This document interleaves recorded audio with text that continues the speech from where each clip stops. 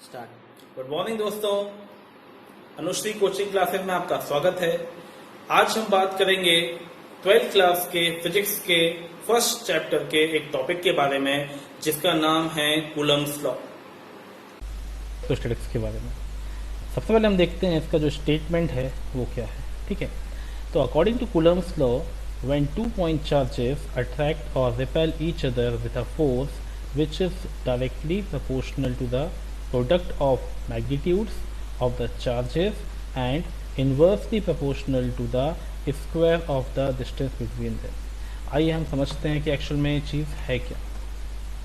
हमने कंसिडर किया कि यहाँ पे बस दो मासेस हैं, ठीक है, दो सारी चार्जेस हैं। एक जो हो जाएगा, ये हो जाएगा आपका चार्ज Q1, एक चार्ज हो गया Q2, और यहाँ पर R जो है ये इन दोनों के बीच की डिस्टेंस है। तो अकॉर्डिंग टू कूलम इन दोनों फोर्स के बीच में क्या होगा, इन दोनों चार्जेस के बीच में क्या होगा, एक फोर्स होगा। वो फोर्स अट्रैक्टिव भी हो सकता है और रिपल्सिव भी हो सकता है, डिपेंड करता है चार्जेस के नेचर पर। यदि चार्जेस लाइक हैं तो फोर्स ऑफ रिपल्शन होगा, यदि चार्जेस अनलाइक हैं, एक पॉजिटिव है और एक नेगेटिव है, तो इसको बोलेंगे अनलाइक चार्जेस। और यदि ऐसा है तो वो जो आपका फोर्स है वो अट्रैक्टिव होगा। तो according to this Coulomb's law हमको बताया यहाँ पे कि इन दोनों के बीच में जो फोर्स है F, ये प्रोपोर्शनल होगा इन दोनों चार्जेस के मैग्नीट्यूड के प्रोडक्ट के।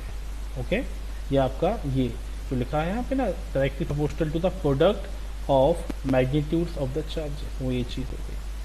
अगेन जो अपन को बताया है कि यही फोर्स जो है, इन्हीं दोनों चार्जेस के बीच का फोर्स जो है वो इन्हीं दोनों चार्जेस की बीच की डिस्टेंस के स्क्वायर के इन्वर्सली प्रोपोर्शनल होगा। मैंने कुछ भी नहीं किया है, केवल जो स्टेटमेंट है उसके अकॉर्डिंग मैंने इसको मैथमेटिकल फॉर्म में यहाँ पे इसको लिख दिया है। अब यदि अपन देखें कि दोनों इक्वेशन का LHS जो है ये एक सा है, तो हम RHS को भी कंबाइन कर सकते हैं। तो हम यहाँ लिख सकते हैं कि इन दोनों कंबाइन करने के बाद F जो फोर्स होगा ये लिख सकते हैं, ये हो जाएगा Q1 Q2 बाय R। हम ये सब जानते हैं कि ये साइन ऑफ प्रोपोर्शनैलिटी है। जब इसको हम हटाते हैं तो यहाँ पर क्या आता है, यहाँ पर एक कांस्टेंट होता है।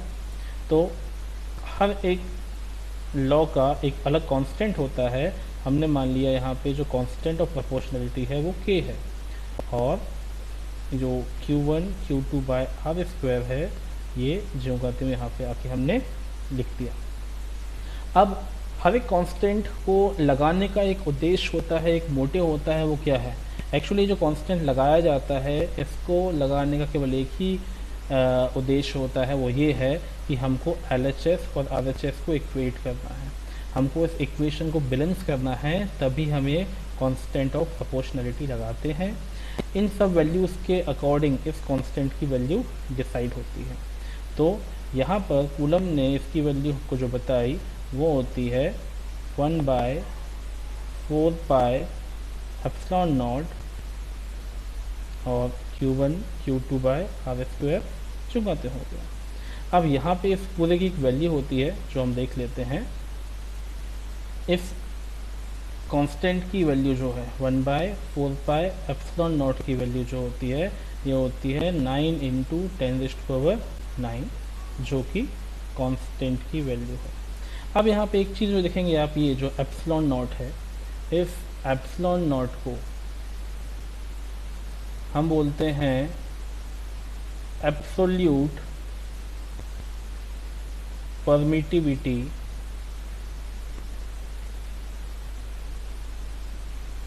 Of free space. इस एप्सिलॉन नॉट की वैल्यू होती है 8.854 × 10⁻⁻12, और इसकी जो यूनिट होती है वो होती है कूलम स्क्वायर पर न्यूटन पर मीटर स्क्वायर। ओके, तो ये जो है ये एप्सिलॉन नॉट, इसको हम बोलते हैं एप्सिलॉन नॉट।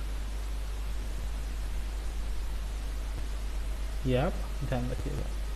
तो इस तरीके से जो कूलम का लॉ है उसका जो फाइनल मैथमेटिकल एक्सप्रेशन होगा वो हो जाएगा कि F is equal to 1/4 pi epsilon nought Q1 Q2 by R square. अब यहाँ पे ये सब जो चीज़ें जो नॉट लिखा है, एप्सिलॉन नॉट लिखा है, इसका मतलब क्या है, ये चीज़ वैक्यूम में है। तो जितने भी हम डेरिवेशंस देखते हैं फिजिक्स में करते हैं वो सब क्या होते हैं, हमेशा आइडियल कंडीशंस के अकॉर्डिंग ही होते हैं। इसलिए ये क्या होगा, ये पूरी बात यहाँ वैक्यूम के बारे में की जा रही है। ठीक है, यदि हमको किसी मीडियम में निकालना होगा तो यहाँ पे एप्सिलॉन और जो मीडियम है वो अपन को लिखना पड़ेगा। ठीक है, तो ये क्लियर है अपन को कि यहाँ पे दो चार्जेस लिए थे आपने Q1 Q2, उनके बीच की डिस्टेंस कितनी थी, R थी। तो यहाँ पे जो भी फोर्स था अट्रैक्शन का या रिपल्शन का वो अपन निकाल सकते हैं। अब हम बात करते हैं कि कूलम के लॉ की कुछ लिमिटेशंस होती हैं, वो क्या क्या होती हैं। तो कुछ लिमिटेशंस जो हैं वो देख लेते हैं।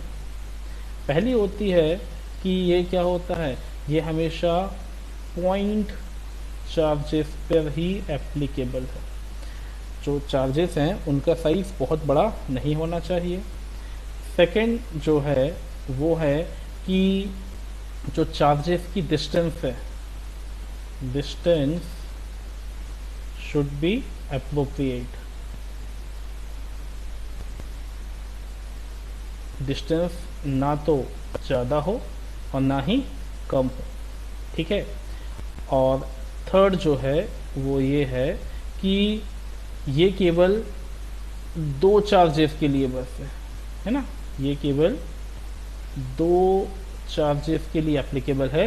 यदि दो से ज़्यादा चार्जेस को हमको यूज़ करना पड़े तो उसके लिए क्या करना पड़ेगा, उसके लिए हमको फिर यहाँ पे गॉस थ्योरम का यूज़ करना पड़ेगा, जो कि हम पढ़ेंगे अपने अगले वीडियो में। थैंक यू दोस्तों, आई होप आपको मेरा ये वीडियो पसंद आया होगा। यदि पसंद आया है तो प्लीज मेरा इस वीडियो को लाइक कीजिए और मेरे चैनल को सब्सक्राइब कीजिए, जिससे कि फिजिक्स के और मैथ्स के सारे टॉपिक्स के बारे में आपको सही और बिल्कुल एकदम प्रोफेशनल तरीके से जानकारी मिलती रहे। Thank you.